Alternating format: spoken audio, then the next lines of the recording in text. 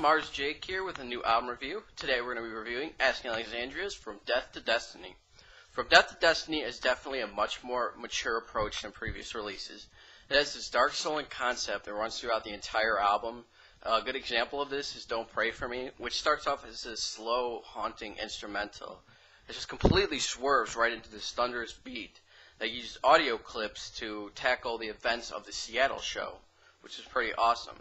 Musically, the album steers away from the high-pitched screams and the heavier use of electronic beats seen on previous releases. Instead, vocalist Danny Warsnop has taken a much more baritone approach vocally. That means they're deeper, lower. Guitarist Ben Bruce's slightly higher-pitched vocals also blend well with Warsnop's and are much more dominant on this album as well, especially on songs like Believe, where he is actually singing the chorus. The album is filled with a bunch of awesome choruses and melodies, but this also leads into some of its problems. After a while, the album begins to feel repetitive and sometimes boring.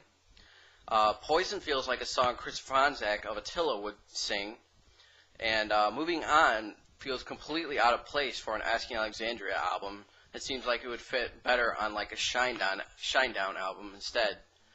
Until the End, being this that this is their second time featuring an outside artist. It was Killswitch Engage's Howard Jones. I was expecting a little bit more, but was sadly disappointed.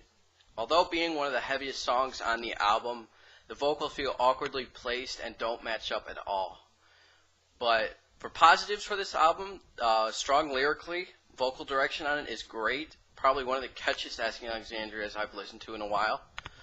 Ben Bruce's backing vocals blend very well.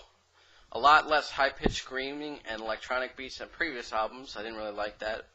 And seeing a band mature with their sound is always a good thing. For the negatives, it feels repetitive at times.